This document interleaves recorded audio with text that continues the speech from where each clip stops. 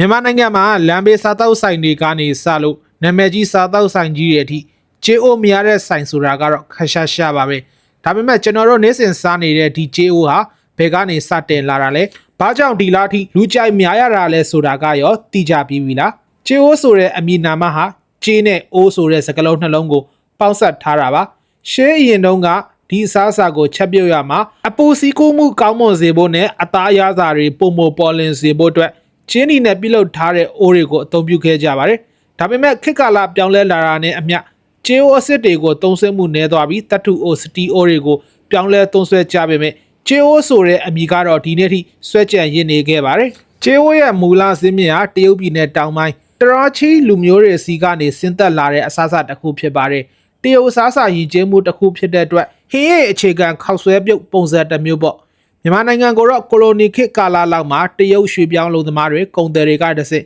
ရောက်ရှိလာတယ်လို့ယူဆလို့ရပါတယ်ရောက်ရှိလာကစားကတော့တရုတ်တိုင်းတစ်ဝိုက်မှာသာရရှိနိုင်တဲ့တရုတ်ရိုးရာအစားအစာတစ်ခုဖြစ်ခဲ့ပေမဲ့နောက်ပိုင်းမှာတော့မြန်မာလူမျိုးတွေရဲ့ကတွင်နဲ့ကန့်ညီအောင်ပြုပြင်ဖန်တီးလာကြပါတယ်အထူးသဖြင့်မြန်မာနိုင်ငံကိုရောက်မှပို့ပြီးလူကြိုက်များလာတာကတော့ JOC ချက်ပါပဲမူလတရုတ်ပြည်မှာအရေးတောက်ပဲအဓိကထားကြပေမဲ့မြန်မာတွေကတော့ချက်သွပ်ပြူစီချက်မှုမွေးလေးနဲ့နေထားတဲ့စီချက်ပုံစံကိုပို့ပြီးခုံမြင်ကြပါတယ်။ကျေအိုကိုမြန်မာနိုင်ငံကလူတွေဘာကြောင့်ကြိုက်ကြလဲဆိုတော့ကျေအိုတပွဲဟာမိမိကြိုက်တဲ့တက်ရအသားအစာပလာတွေကိုစိတ်ကြိုက်ရွေးချယ်နိုင်တယ်လို့ခောက်ဆွဲကိုလည်းကြာစံဆက်ပြားဂျုံခောက်ဆွဲစတဲ့အမျိုးမျိုးပြောင်းလဲစားသုံးနိုင်ပါတယ်။စီလဲမများပဲဟင်းရည်ချိုလေးနဲ့မို့လူကြီးလူငယ်ခလေးပါမကြမ်းကျမ်းမာရေးနဲ့ညီညွတ်ပြီးစားရတာလည်းတတ်တောင့်တတ်တာရှိစေပါတယ်။မြန်မာကျေအိုတွေရဲ့ဝိညာဉ်ကတော့ငရုတ်သီးစိမ်းအချင်းရပါပဲတရုတ်ရိုးရာမှာပဲငှက်ပြားရည်အဓိကသုံးပေမဲ့မြန်မာတွေကတော့ချင်းကန်ဆက်အရသာစုံတဲ့ချင်းရည်နဲ့မှကတွင်